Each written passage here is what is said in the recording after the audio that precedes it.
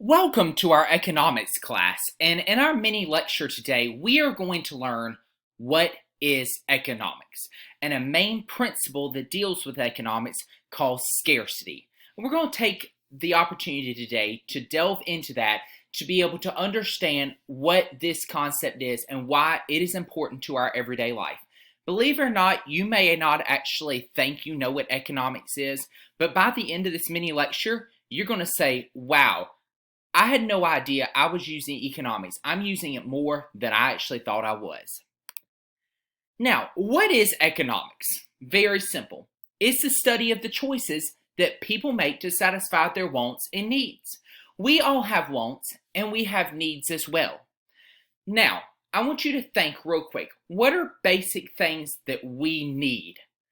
In life, we need food, water, and shelter. Those are things that we need. But yet, those needs can turn into wants. And we want certain things, but do we necessarily need them? That's a big question. We're going to delve into that throughout our study of economics class on the difference between our wants and our needs. Now, you may look at this and say, what's tensorflow? Tensorflow. Actually, it's an acronym that stands for there is no such thing as a free lunch. Everything in this world costs something. There is nothing that is free. Now, some people might, well, yeah, it was my grandmother gave me this or my parents gave me that. Well, that's nice. I'm glad you were given things. But those things cost somebody something. One of the things that I actually have that I think is really cool are two beautiful brass gamecocks. They were given to me, but guess what? Somebody paid for them somewhere down the road, and then they were given to me. Right? Everything, even if things are advertised as free, somebody has paid for them. Think about this. You've gone to conferences before, and in there you get little bags, and inside they have little goodies like pencils, pens, water bottles. Somebody paid for that.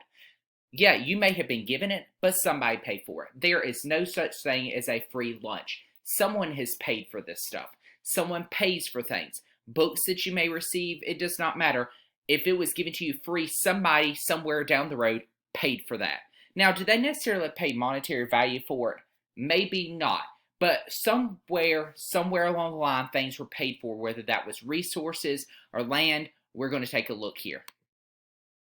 Now, the fundamental problem of economics is scarcity. Now, you may say, what is scarcity? Well, this is whenever where a society doesn't have enough resources to produce all the things that people want. There are needs that we have in our life, but there are wants as well. Okay?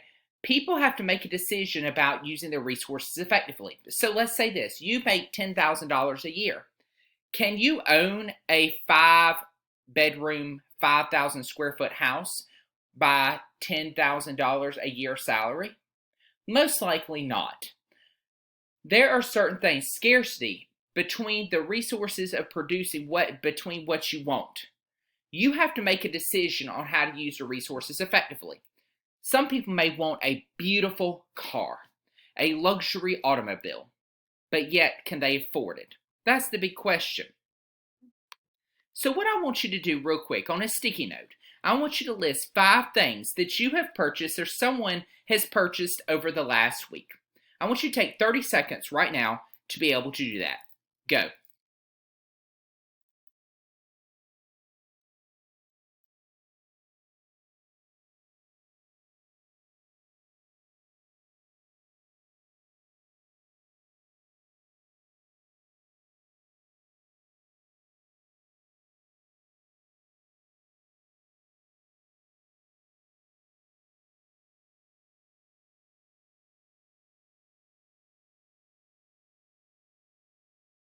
Okay, so now that you have your 5 things listed out on your sticky note, I want you to make a mark by ones that are needs for life, essential for living, like food and water and shelter, anything that deals along with that. Make a mark. Now, what I want you to do is make a mark by things that bring pleasure, things that would be your hobbies, let's say, different, any kind of thing that you would use that you really enjoy. That's the difference between needs and wants. Look at your needs and look at your wants. Many things you probably actually wrote down are probably your wants, not necessarily your needs. This is the difference between these two. A need is a basic requirement for survival. This is your food, your clothing, your shelter. We mentioned this earlier, but food, clothing, shelter, a need, things you need for life. A want is a way of expressing a need. You might want a luxury automobile. Is it necessary and essential that you have that? Not really, okay? That's where we start to see the difference in need and wants with scarcity here. Unlimited needs and wants and limited resources lead to scarcity. Now, there are people, you may have heard the phrase before, living a champagne life on a, let's just make it school appropriate here, living a champagne life on a Capri Sun budget, okay? It's not, you don't necessarily have that, okay? And people would, it's nice to be able to live and want and have nice things all the time, but yet, is that going to happen? Not necessarily. You have to save up for them.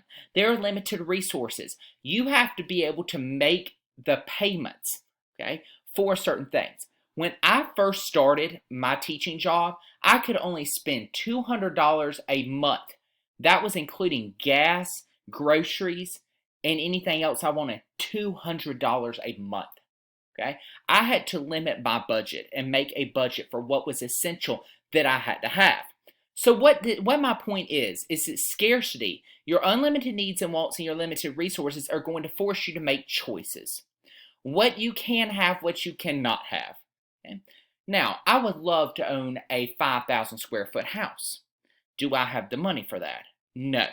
Okay? So the choices we have to make in our society, what are we going to produce? How are we going to produce? And for whom to produce?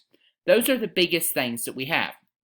Now, what to produce, how to produce, for whom to produce. These are the three basic questions of economics. Now, let's take, for example, a company that recently has gone out of business. Linux. You may have never heard, some people might not have ever heard of Linux before, but Linux is a company that produces china dishes. And for nice dinner parties, your fine china. Okay? Now, Linux in March, when the onset in 2020, when the onset of the coronavirus occurred, Linux closed their factory in Kinston, North Carolina. There was not a necessary need and want for fancy dinner dishes at this time. They closed the factory. They laid off the people. They've moved their production overseas. Now, what to produce? People were not necessarily looking for dishes. Okay? They were decided to allocate the resources to different ways. And also the people who were wanting, there was not a large demand for dishes. So that's why you saw the company shut down. So what to produce, how to produce, for whom to produce. That's the big three questions of economics. Now, there are four major factors of production. How we're going to need to produce and to be able to put out for our society. Those are land, labor, capital, and entrepreneurship.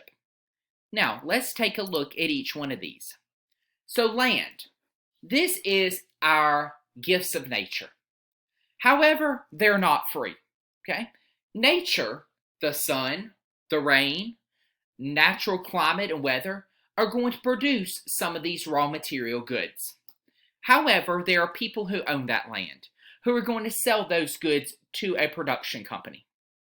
You have your fields, your forest, your cattle, your anything necessary to be able to have these type of products are going to be needed. You've got farmers. They do this, but yet they sell the products to people. Okay? That's your land. These are the gifts that's grown from the land to be able to produce. Labor is the people who use their abilities, use their effort and their skills to be able to produce a product. Okay? Everyone in society gives labor. Believe it or not, cleaning house is labor. Doing yard work is labor. Okay? If you don't do it, someone's going to have to do it, and yet it costs people something. Nothing's free. You may say, but I did it myself. I didn't have to pay anybody. Well, that's nice, but here's the thing. You're either going to pay a landscaper to come do it, or you're going to do it yourself. What is it costing you? Time, energy, and effort. Okay, that's labor. Okay. Now, over time, labor is going to change. You are going to see during times of war, we change our factories over to produce ammunition, tanks, planes, guns, etc. Now, during the time of the 2020 coronavirus, you see distilleries switching over and producing hand sanitizer. This is very important. Labor can change when the need changes. Now, capital is the equipment that is used to produce these types of goods. This is where you pay for an investment, and that investment comes back by making a production. Okay, you are going to produce certain goods. You're going to need equipment for that. Yes, that equipment costs, but yet it pays itself over time. Think about in a house too. Capital would be like if you get an artificial Christmas tree around Christmas time. It costs you a little bit more at first, but yet over the years, it pays for itself. That's what capital is. Entrepreneurship is when you have a special group of workers that are responsible for a change in society. These are the people who take an initiative and an effort to go put a risk out there to be able to do something. What are the biggest risks you think are in economics? Restaurants. Okay, that is a huge risk. Restaurants they can either be a huge success or they can fail. It depends on how many investors happen and the amount of work that is put into the back of it. That's why it is so vital when you start a business to be able to have a firm grasp and people who want to invest in it. Entrepreneurship is looking at what is needed in society and wanting to make that change. And this concludes our mini lecture today on the background of economics and scarcity.